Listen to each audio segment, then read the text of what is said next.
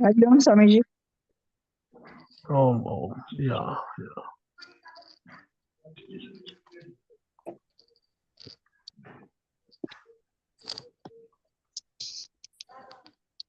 Om Sadashivasamaramбhaം Shan. Shankaracharyamध्यamam अस्मदाचार्यपर्यन्तां वन्दे गुरुपरम्पराम्.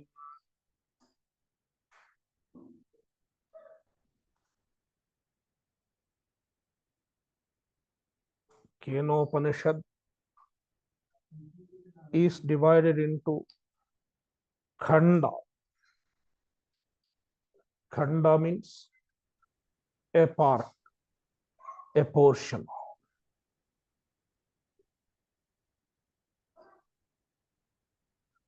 So now we are in the Prathama Khanda.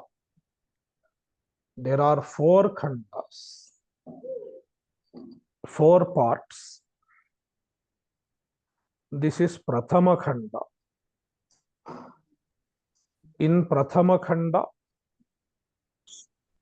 second mantra, the stanza, the verse is called mantra. Second mantra we are looking into. Shrotrasya shrotram manaso manoyad vacho havacham savu pranasya pranaha चक्षुषश्चक्षुरतिमुच्यधीराः प्रेत्यास्माल्लोकादमृता भवन्ति.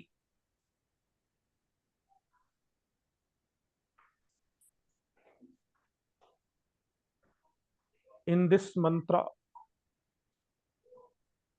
the Guru revealed the Atma Tattva.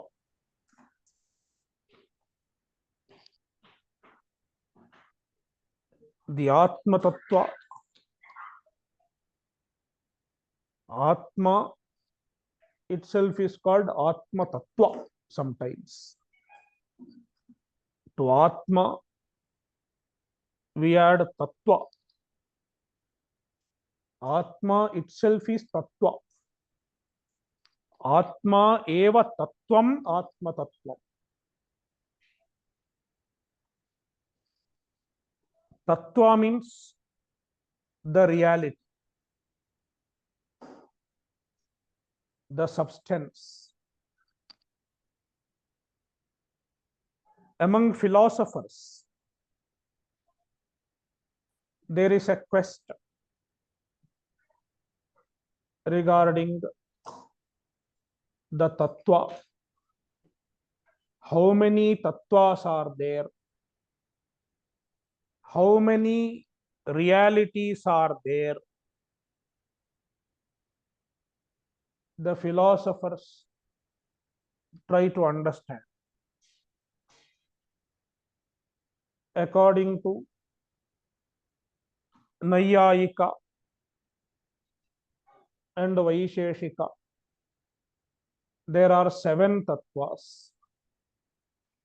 They talk about 7 padarthas to explain the universe. According to them, we need 7 padarthas, 7 types of realities, 7 categories of realities. Then there is another philosophy called Sankhya. According to Sankhya, there are 25 tattvas.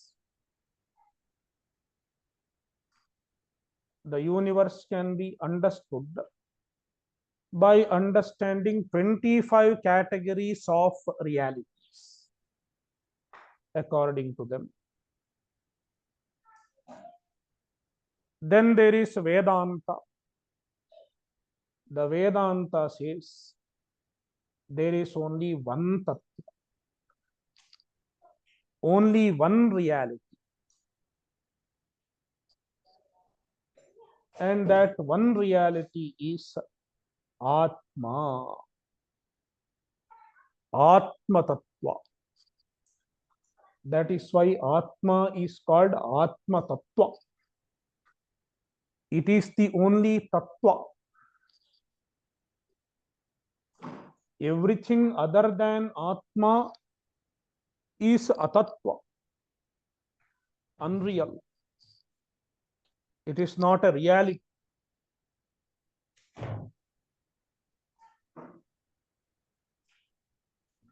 So the Guru is revealing the Atma Tattva.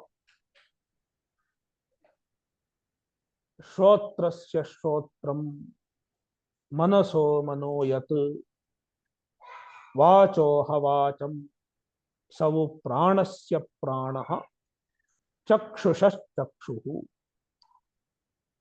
This much is the teaching of Atma Tattva, implying it is the one on account of which this Karyakarana Sanghata, this assemblage of body, mind, senses, and prana, they are functioning.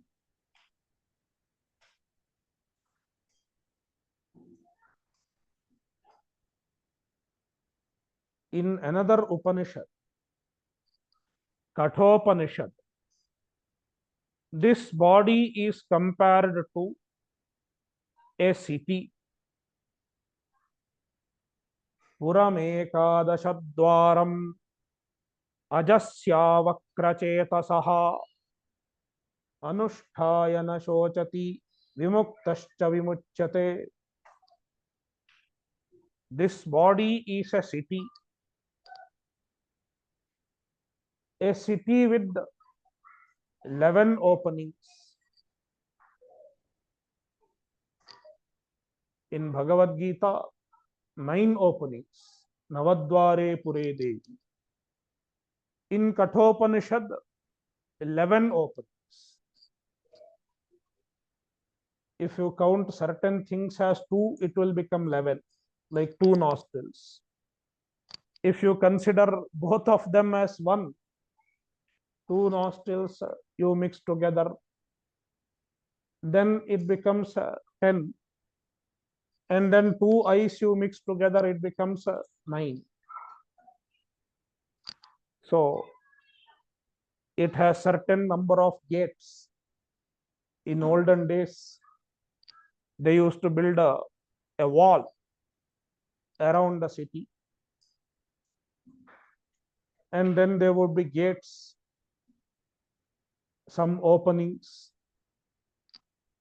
Likewise, this body is also like a city with the openings.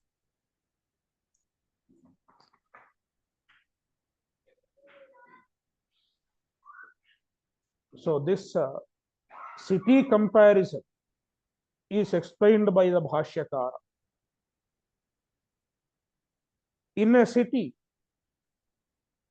if you see, all the activities are happening in harmony. People are working in harmony. The traffic is well regulated. All the people are doing their work properly without conflicts.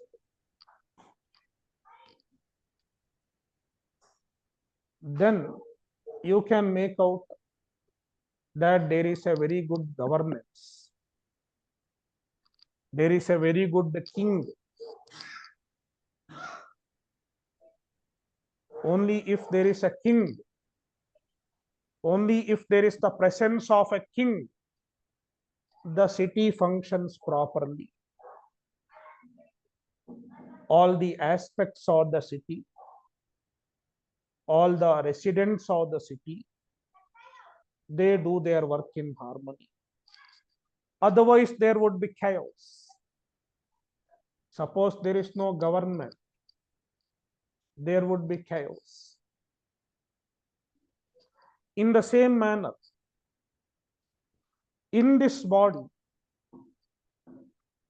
In this Karya Karana Sanghata, the body, mind, sense assemblage, we can observe that all the activities are happening in harmony. The blood circulation is happening in harmony. Heart is beating in harmony.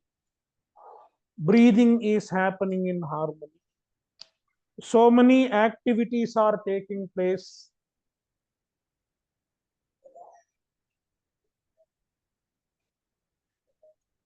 in a rhythm, in a unison.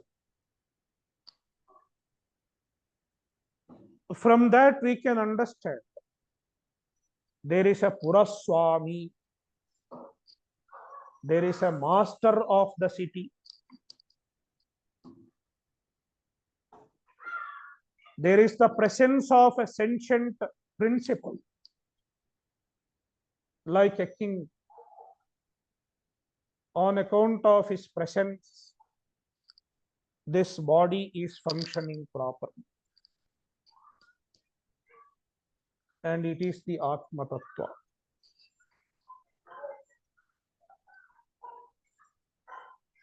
And the same idea resonates here in the mantra Shrotrasya Shrotram Ityadi.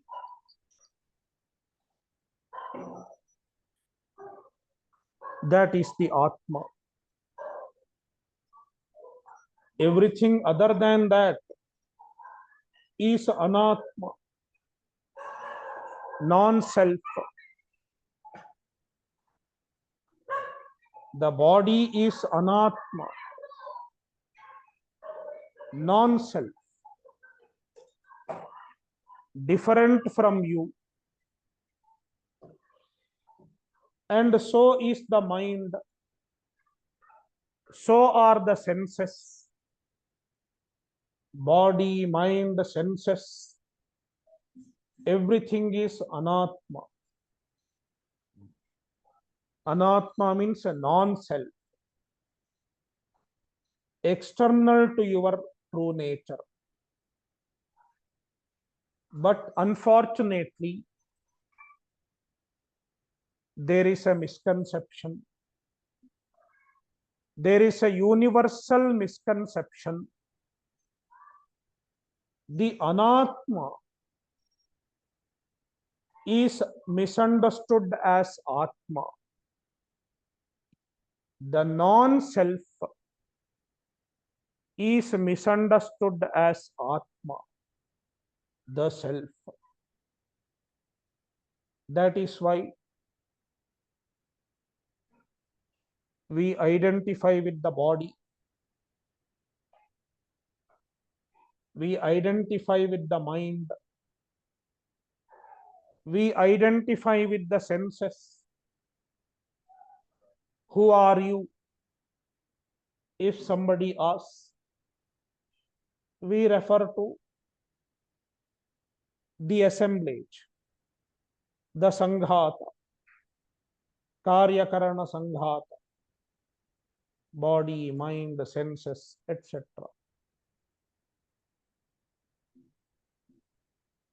Our biodata is a description of the body, mind, senses.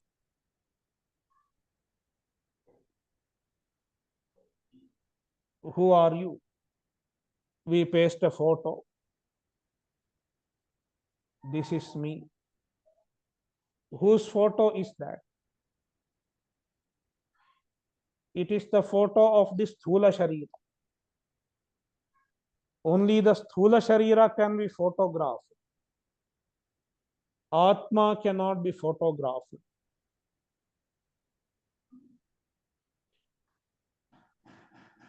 So we put a photo, and height, weight, etc.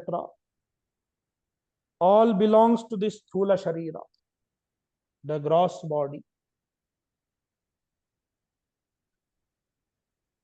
Then you write your qualification.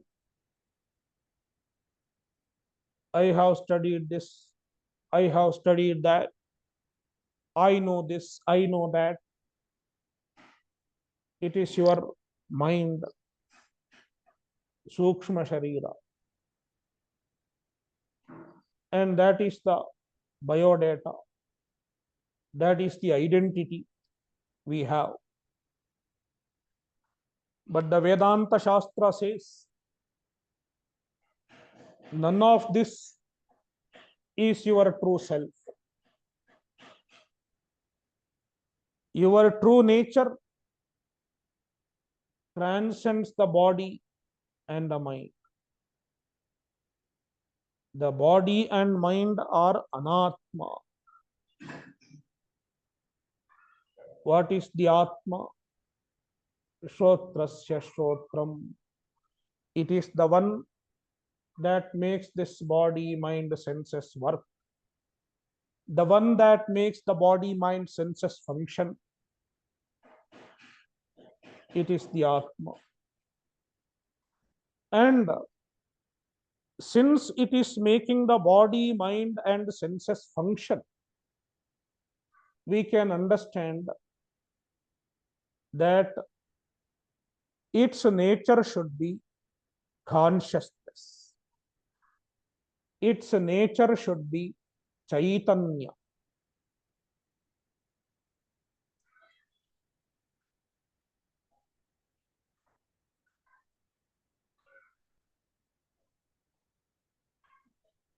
Since it is illumining the functions of the senses, the functions of the mind, etc., we can understand its nature is Chaitanya, consciousness.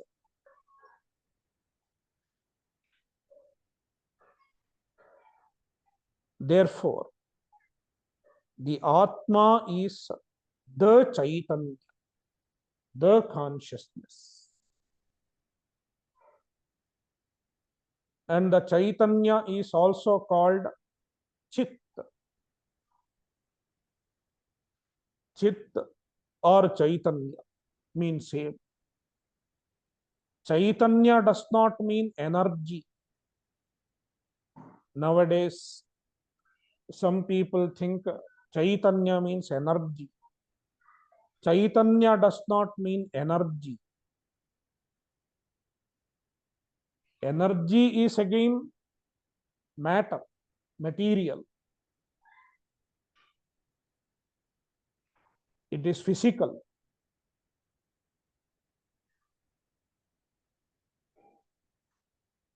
Chaitanya means consciousness.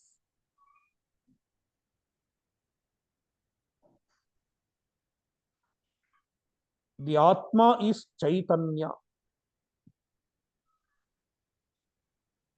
And also, the Atma is Sat.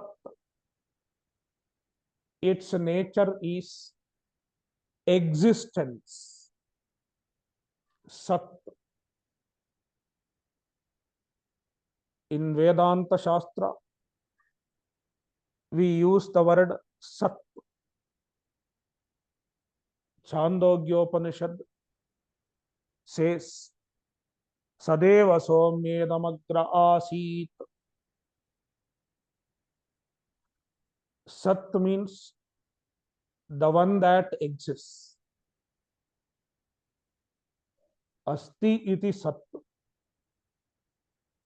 That which exists is Sat. That which cannot be ruled out is Sat. That which cannot be negated is Sat.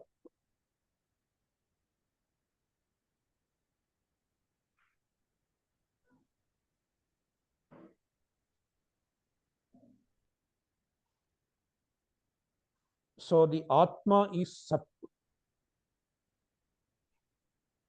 Sat, Chit, and the Atma is Ananda, happiness. Therefore, it is called Satchidananda. Sat, Chit, and Ananda put together becomes Satchidananda. Satchidananda Swarupaha Atma. The nature of Atma is Sat, Chit, Ananda.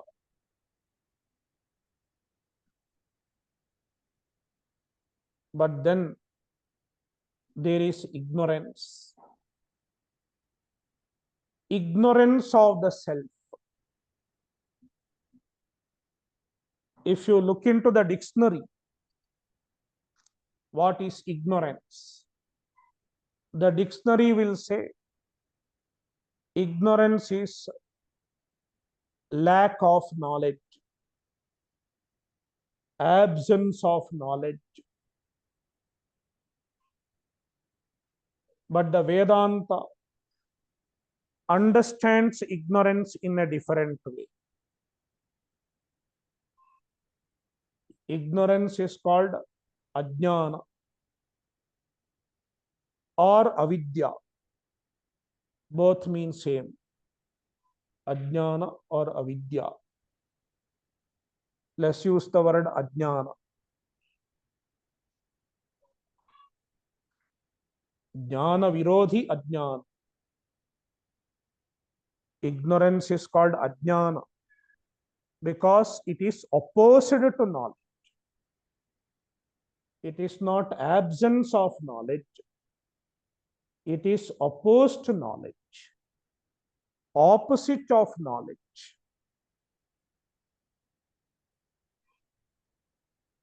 And it is a positive entity. It is bhava rupa. It is not absence of something.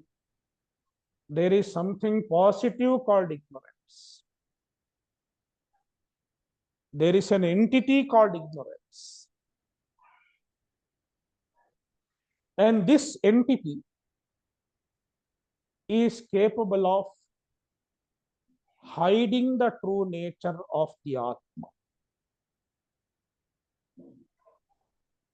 It hides our true nature, veils our true nature.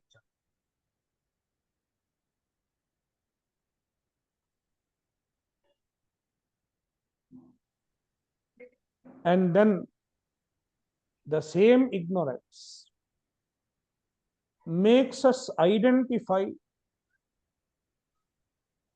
with the body, the mind, senses, etc. Therefore, on account of ignorance, we are not aware of our true nature. And on account of the same ignorance, we identify Sarveshwar with the false nature, वहां जो with the paper है superimposed देना nature. Plastic में ऊपर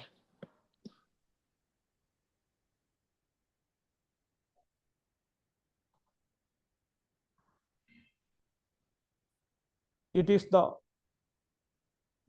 power of ignorance, power of ajnana. And all the problem that we face start because of the ajnana.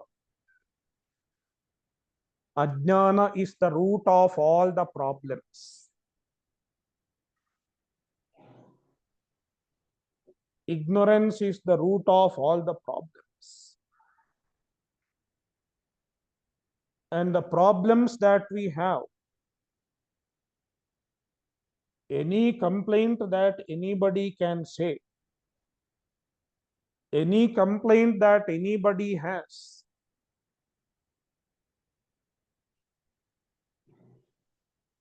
is collectively called samsara.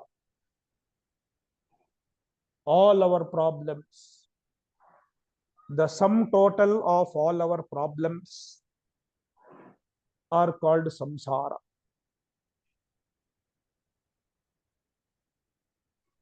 And this samsara can be understood in two aspects. The first aspect of samsara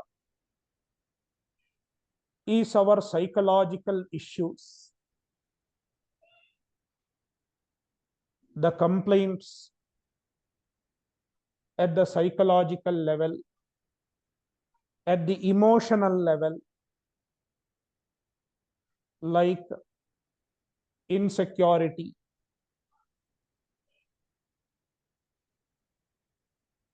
loneliness, sorrow,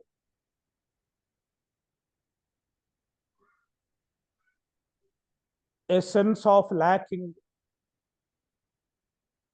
sense of incompleteness. All these are the problems at the psychological level.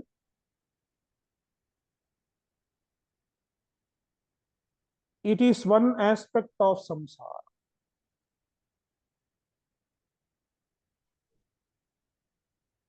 One part of samsara. Then there is another aspect of samsara, that is rebirth.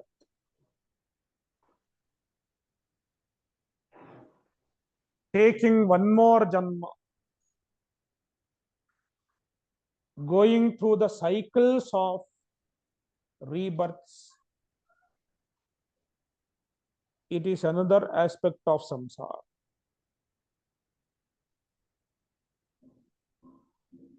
And both are caused by ajnana, ignorance. As long as there is ignorance, there will be identification with the body, mind, etc. As long as there is identification with the body, mind, etc., there will be all emotional problems. As long as there is a head, there will be headache. Likewise, as long as there is mind, as long as we identify with the mind, there will be issues regarding the mind also. All the emotional problems.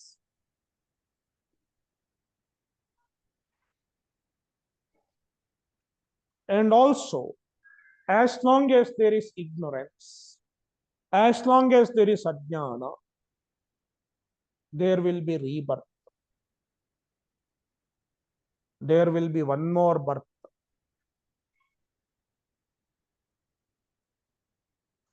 One cannot escape from the cycle of rebirth as long as there is ignorance. All of us had many janmas before. For nobody, this is the first janma. There is nothing called first janma. We had innumerable number of janmas before this janma. And if we continue to be ajnanis, if we continue to remain ignorant, there will be janmas. The janmas will keep happening. Punarapi jananam, punarapi maranam, punarapi janani jathare shayanam. Shankaracharya says in Bhaja Govindam, again and again, repeated births and repeated deaths. And it consists of all the stages between birth and death, old age, death, diseases, etc. So it is another aspect of samsara. Now, Since samsara is caused by ajnana, the way to get rid of samsara is jnana, knowledge, because knowledge is the only way to destroy ignorance. There is no other way to destroy ignorance.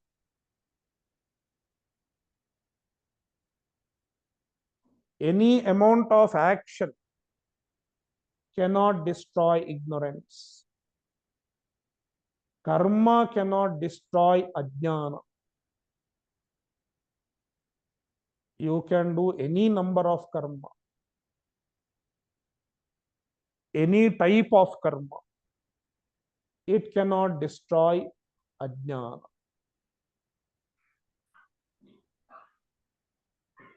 The only way to destroy ajnana is jnana. Now the ajnana in question is not any other ignorance. It is not the ignorance of Russian or Chinese or Japanese. It is the ignorance of the self. Ignorance of your own true nature. Therefore, the knowledge that you require to destroy this ignorance is a self-knowledge, Atmajnana. Only Atmajnana can destroy Atma Ajnana. Only self-knowledge can destroy self-ignorance. No other knowledge can destroy. One may become a big scholar, a great scholar in many other subjects, history, geography, etc. The history, geography knowledge cannot destroy self-ignorance. It can destroy other ignorance, but not self-ignorance. Therefore, the knowledge we require to destroy the Atma Ajnana is Atma Jnana, self-knowledge. Therefore, one who wants to get rid of samsara has to seek self-knowledge, Atma Jnana.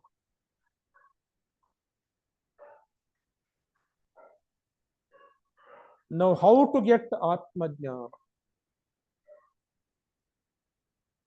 Any knowledge requires a pramana, a means of knowledge. Likewise, the Atma Jnana also needs a pramana, a proper, valid means of knowledge. And the valid means of knowledge for Atma Jnana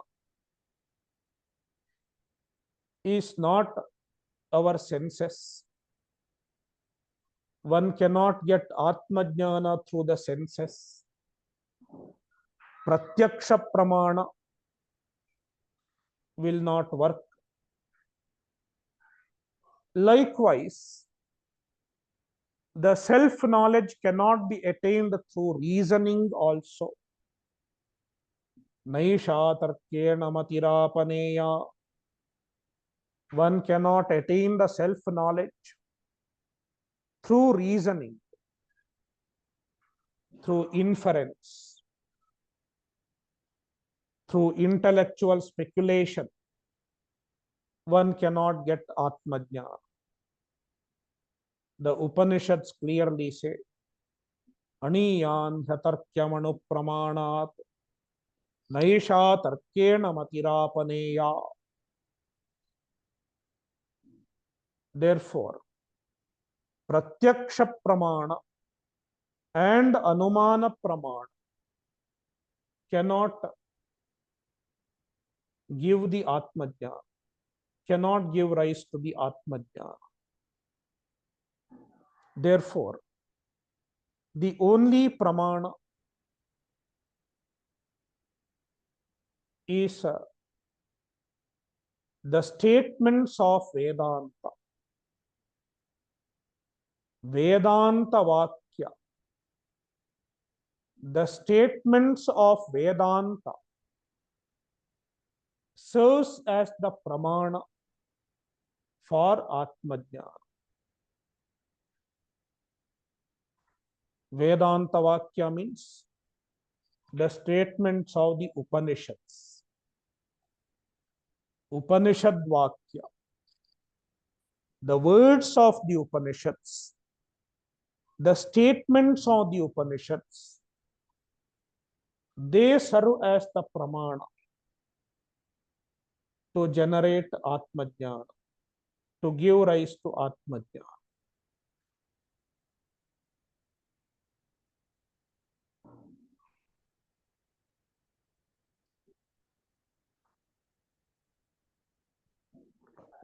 Now, the Vedanta Vakya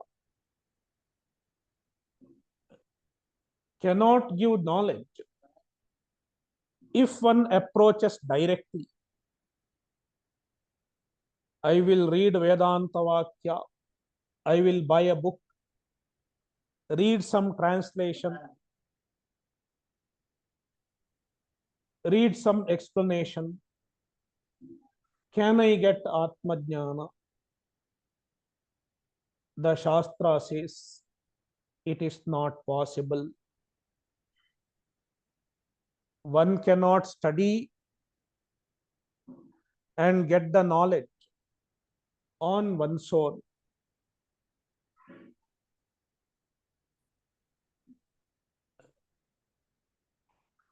The Shastra is very clear in asserting that you need a guru.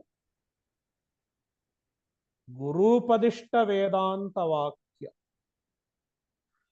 The Vedanta Vakya taught by a guru alone can bless with the knowledge,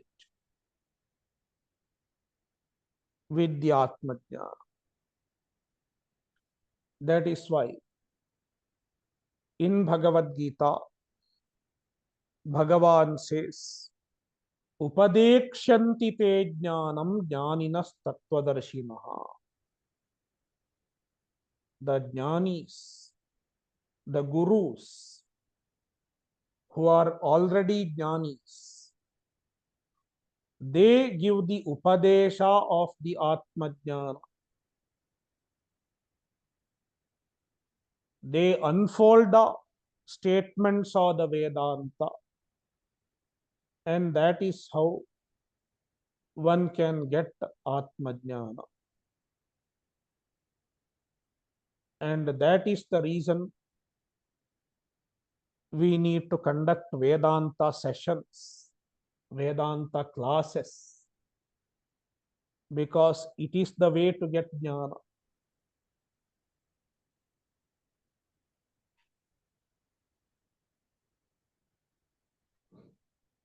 So, a dhiraha, the mantra uses the word dhiraha, the wise men, the people who have viveka,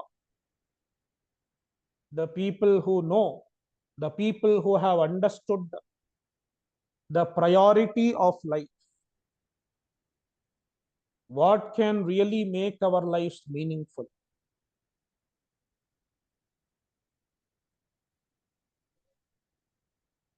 What can make the life really meaningful? they talk about four purushartha: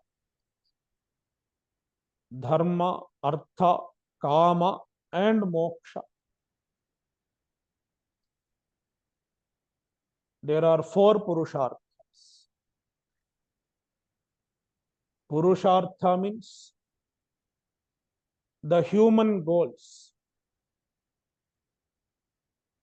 what the human beings seek, is called purushartha. Purushaihi arthyate iti purusharthaha. Anything that is sought after by human beings is called purushartha. The Shastras enumerate four purusharthas. Anything that we seek, anything that we work for, all our objectives are included in these four purusharthas. First of all, artha. Artha means money, wealth.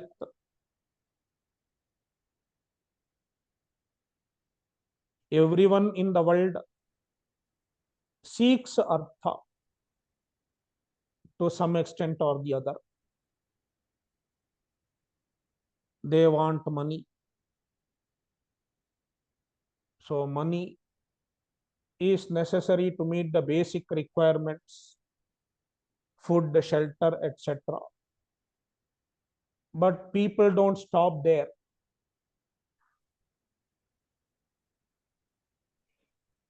People keep accumulating money. Why? Because it gives a sense of security.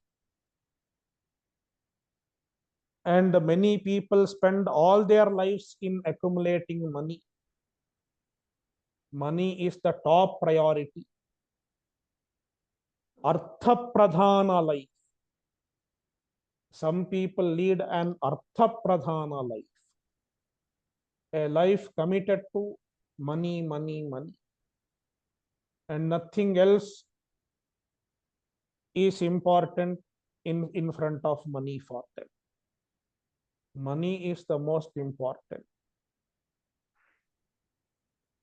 And they accumulate, amass crores of rupees and leave it. They cannot take.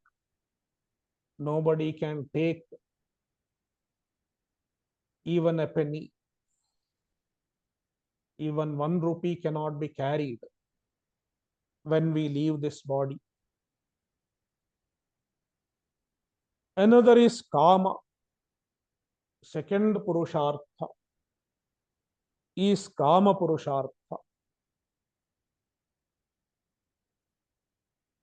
Kama means the sense pleasure,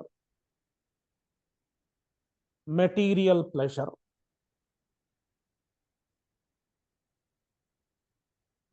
Pleasure-oriented life. Some people want to enjoy this life, going for holidays,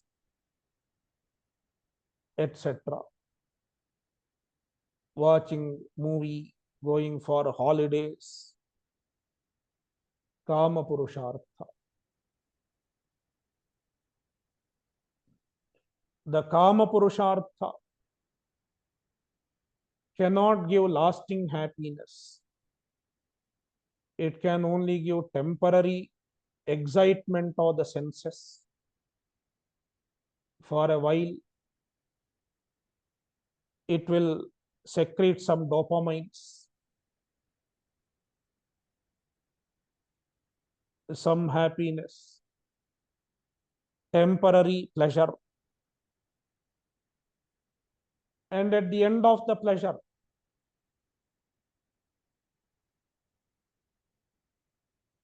there is a dukkha, there is pain, there is misery.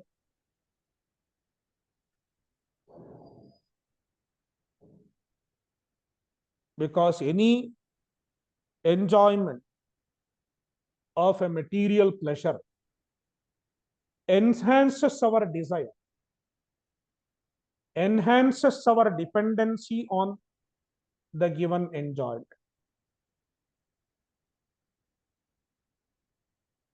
Suppose I did not have any sweets. I will not have craving for sweet because I have not tasted any sweet. I know sweet is not available. But suppose he starts bringing a sweet every day, one rasgulla every day. First day I enjoy, second day I enjoy, third day I enjoy. What happens? I will expect the same rasgulla fourth day also. If it is not there, I will become miserable. The material enjoyment makes us crave for similar and greater enjoyments. And thereby, it makes us dependent on the sense objects. It makes us run after the sense objects. And then if the sense object is not available, we become miserable. We become helpless. Therefore, kama seems to be pleasurable.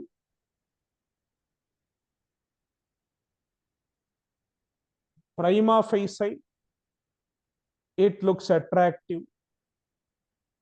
But in reality, it gives more dukkha than sukha.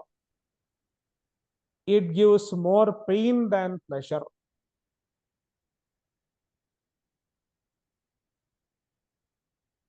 So, kama purushartha.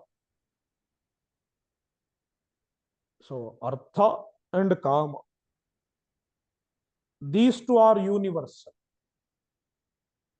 You don't need shastra for artha and kama. Even without shastra,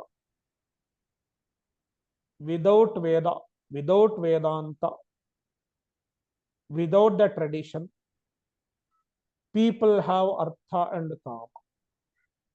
Anybody in the world, they want to earn some money and they want to enjoy the life. And to a large extent, even the other animals have these two purushartha. Even a dog has artha purushartha. Even the dog marks his territory, real estate.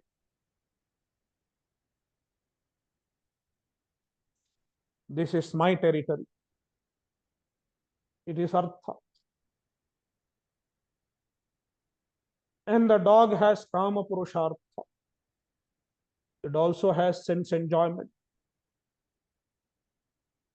Therefore, only with the artha and kama, these two purusharthas, the human beings don't become different from animals. If somebody has only artha and kama, these two purusharthas, he is as good as animal, pashu, a sophisticated animal, that's all. He may be a little sophisticated, refined animal because he wears a shirt, he wears tie, shoe, a sophisticated animal. The priorities are same. No difference in priority.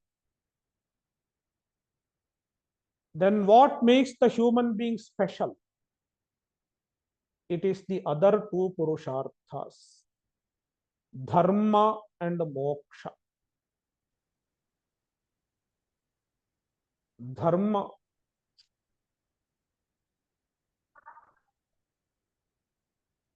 Dharma means following the injunctions of the Shastra. What is dharma? Veda pratipadyaha prayojanavadartho dharmaha. Dharma is the do's and don'ts of the Veda, do's and don'ts of the Shastra.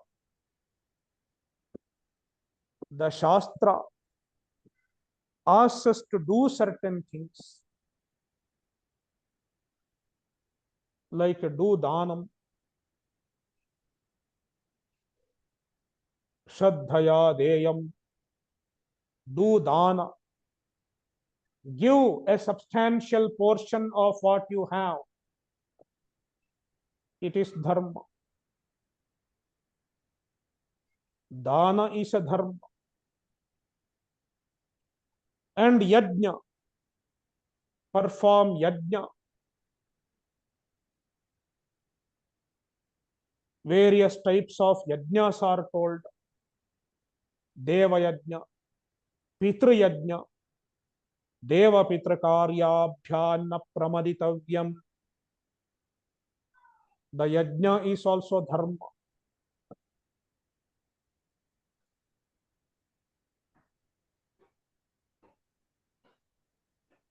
So if the Shastra enjoins something, it is called dharma.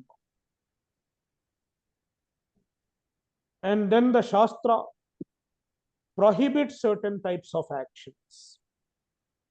The Shastra says, don't do this, don't do that.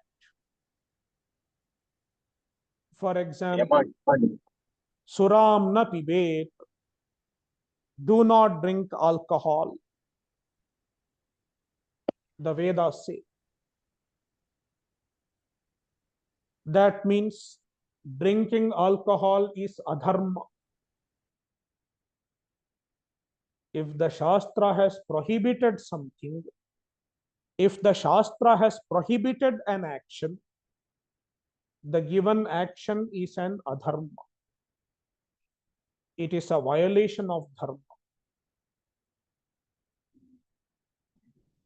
So, avoiding the adharma and following the dharma, it is a purushartha in itself. Because dharma is responsible for the evolution of an individual. The spiritual evolution of an individual happens only through dharma.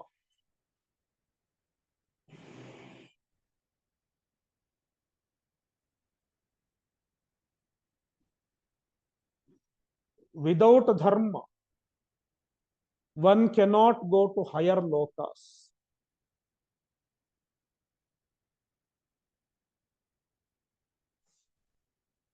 One who follows the dharma accumulates punya, and then after death he can go to higher lokas like swarga, etc. Therefore, the life after this life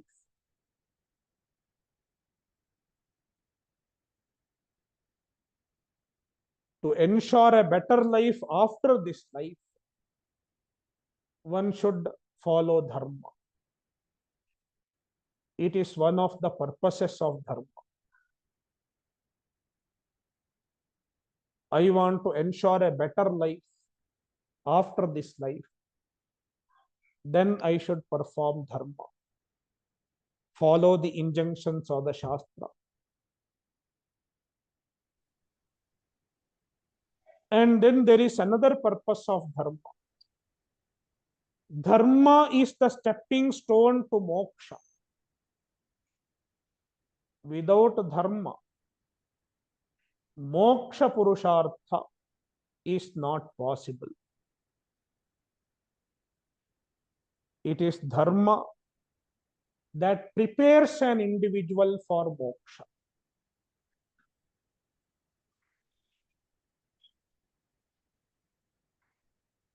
By bringing about chitta shuddhi, purification of mind. In the previous session, we discussed chitta shuddhi. And the way to chitta shuddhi is a nishkama karma. Even the nishkama karma is a dharma. Therefore, dharma is one of the priorities. Without following dharma, one cannot lead a meaningful life. The life will be wasted. Only with the artha and kama, the human life will go waste, because it does not make the human life different from the animal life. And he will not acquire anything in this janma that can be carried forward. He will not accumulate any punya. He will not accumulate any chitta shuddhi. Instead, he will go downwards. The Shastra talks about adhogati. Someone who has not followed dharma, after the death, he goes to lower janmas, like animal birth, plant birth, etc. It is a spiritual degradation, a spiritual downfall. Therefore, in order to save oneself from spiritual downfall, and in order to elevate oneself spiritually, one should follow dharma.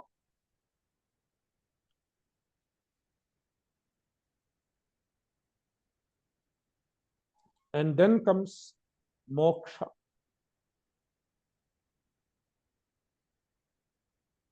Moksha is called Parama Purushartha. It is the ultimate Purushartha. What is moksha? Moksha is a freedom from samsara. Freedom from all problems that we face.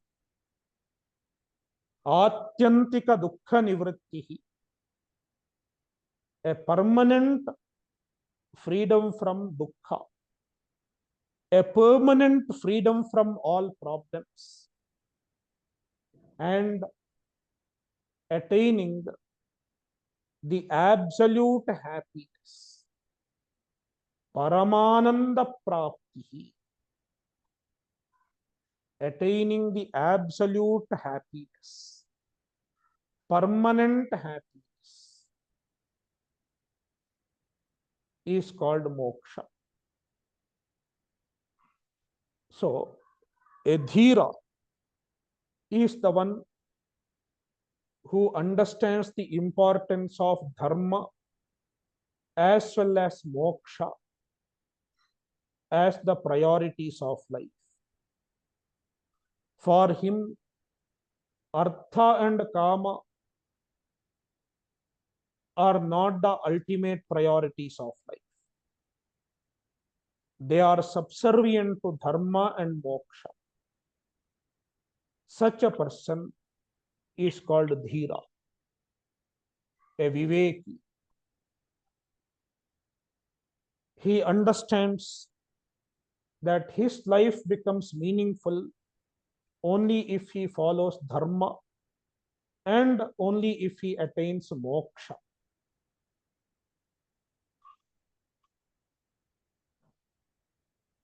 So what this dhira does, we will see tomorrow. Om Purnamadah Purnamidam Purnat Purnamudachyate Purnasya Purnamadaya Purnamevavashishyate. ಓಂ ಶಾಂತಿ ಶಾಂತಿ ಶಾಂತಿ. ಹರಿ ಓಂ ಶ್ರೀ ಗುರುಭ್ಯೋ ನಮಃ. ಹರಿ ಓಂ. Thank you.